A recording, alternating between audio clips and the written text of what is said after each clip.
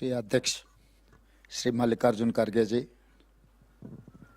Leader of opposition in Lok Sabha भैया Rahul Gandhi ji, Shrimati Priyanka Gandhi ji, general secretary organisation K C. Venugopal जी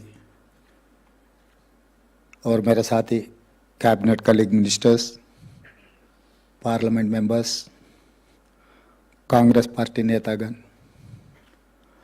आज यहाँ खड़े होकर देश के लिए एक रास्ता दिखाने के लिए अंडर खड़गे जी एंड राहुल गांधी जी के नेतृत्व में नरेंद्र मोदी जी को आज सवाल खड़ा कर दिए कांग्रेस पार्टी ने। बहुत सालों से आरएसएस 1925 में शुरू हुआ, 2025 100 years they are going to complete। उन लोगों का सोच धारा ओबीसी का जनगिनती में जाति गिनती नहीं करने का 2020 सुप्रीम कोर्ट में दे have filed affidavit saying that they are not going to take up this issue। Rajnath Singh ji ने लोकसभा में साफ साफ कह दिया, भारतीय जनता पार्टी जाति गणन नहीं करना चाहता है। तो राहुल जी ने जब कन्याकुमारी से लेकर कश्मीर तक 150 दिन 4000 किलोमीटर जब पदयात्रा किए, हर वर्ग के जनता से मिला, उनका आवाज सुने, उनका दिल में क्या है जो अनरेस्ट वो पहचान लिए। इसीलिए राहुल गांधी जी ने यह वादा किया, कांग्रेस सरकार में आते जाति गणना में हम लोग कांग्रेस पार्टी यह मुद्दा लेकर आगे जाएंगे। जब तेलंगाना में राहुल भैया आया था, ऑलमोस्ट 25 दिन पदयात्रा किए, 400 किलोमीटर इन तेलंगाना। हर गांव में ये बात साफ कह दिया कि तेलंगाना में हमारा सरकार बने तो जरूर सेंसस में कास्ट सेंसस हम लोग करने वाले हैं। मैं ये सोचा आज ये पावर पॉइंट प्रेजेंटेशन इसीलिए किए, बार बार कांग्रेस पार्टी ने कुछ नेता लोग तेलंगाना मॉडल के बारे में चर्चा हो रहा है, मगर वो तेलंगाना मॉडल क्या है ज्यादा लोगों को पता नहीं है। इसीलिए आज जितने भी हमारे साथी लोकसभा मेंबर्स है, हमारे मित्र है, उन लोगों को एक प्रोसेस हम लोग जो अडॉप्ट किए, आउटकम तो सबको पता है, हमारे प्रोसेस में हम जो मुद्दा हटाते गए कि इसमें जो बेनिफिट मिलने वाले हैं उनका बहुत संतोष की बात है।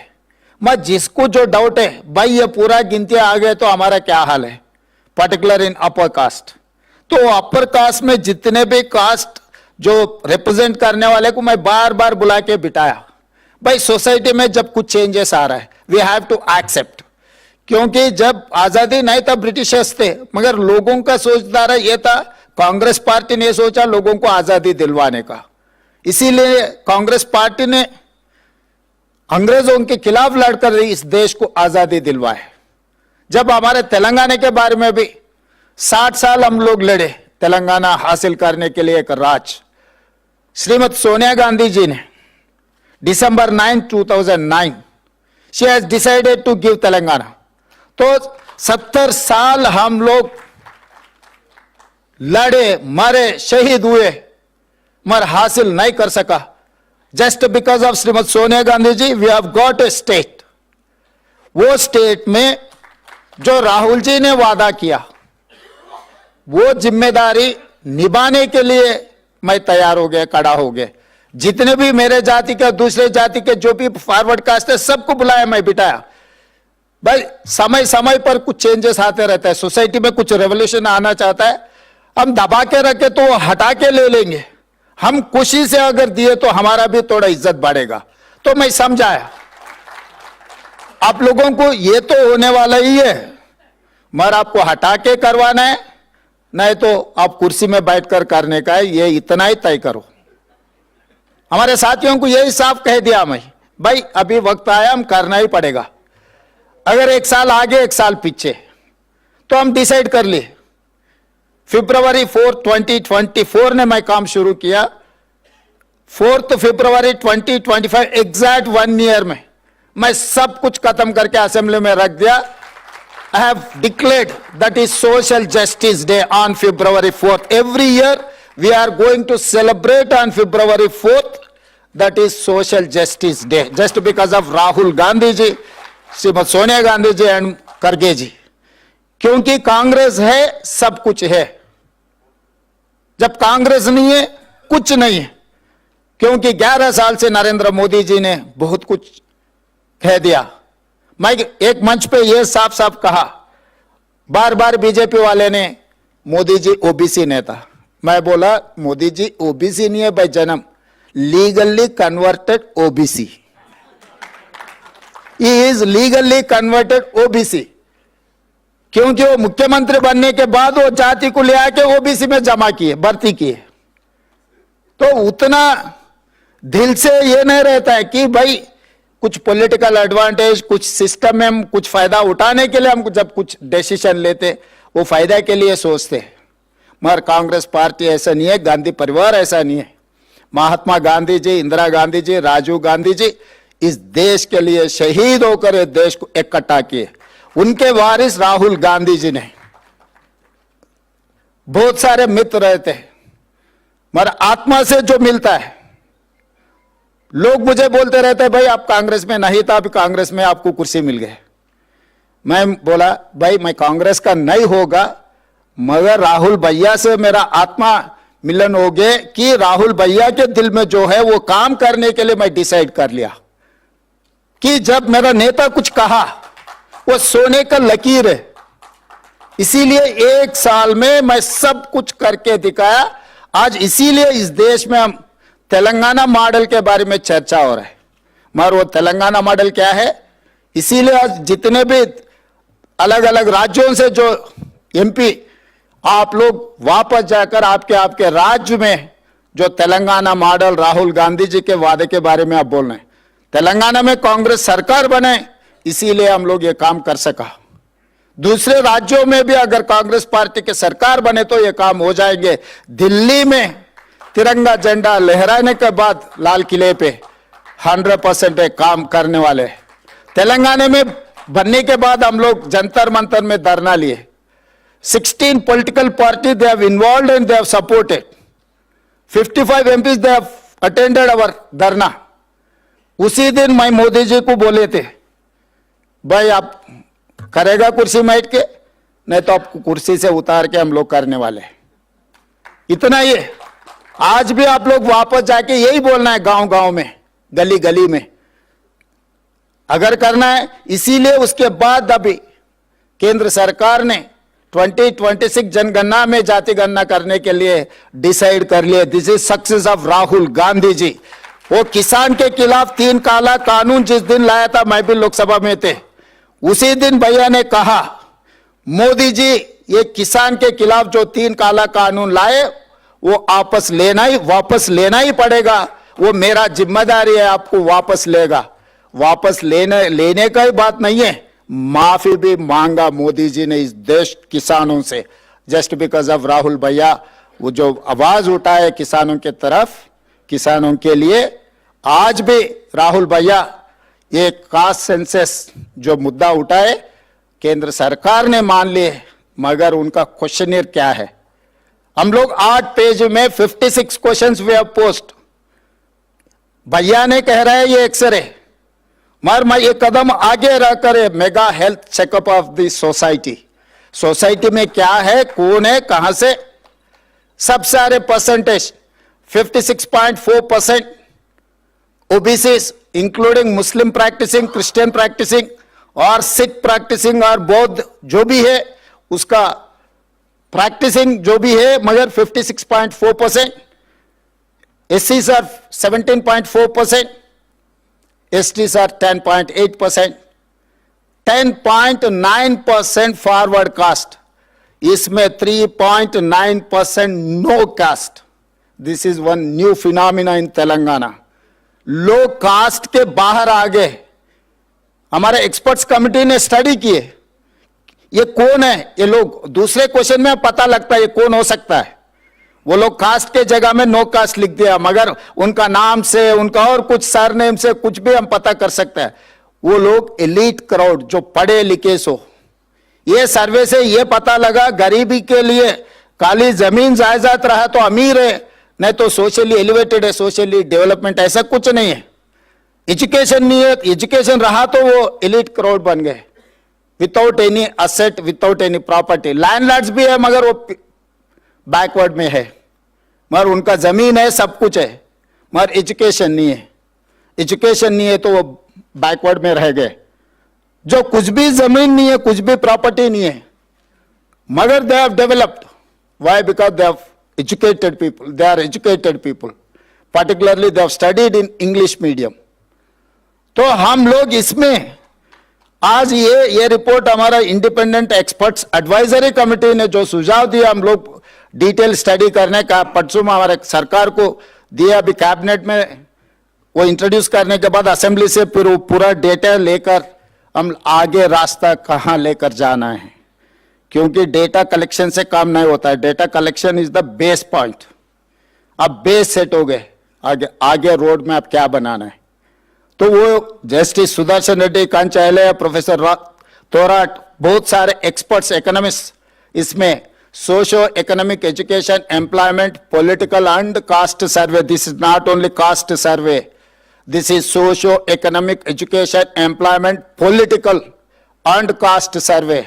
अब वार्ड मेंबर से लेकर पार्लियामेंट मेंबर तक किसी परिवार में कोई कुछ बना नहीं बना, कुछ जाति में कौन बना कौन नहीं बना, सब सारे डेटा हमारे पास है। 88 crore pages data is with me now. So I can challenge anyone. Mine is 100% foolproof. This is self-declared data. बहुत सारे लोग कोशिश किए, गलत है, ये परसेंटेज कम है, ज्यादा है, ऐसे बहुत बात बोलने के लिए। I have challenged in assembly. This is what my data. अगर हिम्मत है तो इसको सवाल करो। 150 हाउसेस पहले हम घरों का इन्यूमरेट किए, हर घर का स्टिकर लगाए, पहले घरों को गिनती किए, फिर बाद में 150 घर एक ब्लॉक बनाए। 94,513 ब्लॉक्स हम बनाए। ईच ब्लॉक के लिए एक एन्यूमरेटर को बनाए, 10-10 एन्यूमरेटर के ऊपर एक सुपरवाइजर को बनाए। ये सुपरवाइजर्स को बैलेंस करने के लिए मंडल लेवल पे प्रोसेस किए, उसके ऊपर कलेक्टर, उसके ऊपर प्लानिंग डिपार्टमेंट, उसके ऊपर चीफ सेक्रेटरी, उसके ऊपर my deputy cabinet sub committee, उनके ऊपर deputy chief minister and finally chief minister. Continuously almost 60 days we have done meticulously. उसके बाद भी लोग कुछ बोले कि भाई इसमें कुछ लोग जाए नहीं हुए। बाद में फिर 15 days I have reopened. I have given toll-free number. I have given online application. I have told हर सरकार के ऑफिस में एक काउंटर बनाए, कोई भी ऑफिस आवर्स में आप आओ बोलो, नहीं तो टोल फ्री नंबर में बोलो, मैं अधिकारी को आपके घर पे भेजूंगा। इतना सारे करने के बाद भी केसीआर, हरीश, केटीआर ने उनका गिनती में वो नहीं आया, इसीलिए तेलंगाना गिनती से वो तीनों को निकाल दिया। क्योंकि इतना सारा प्रोसेस में वो लोग आना नहीं चाह रहा है।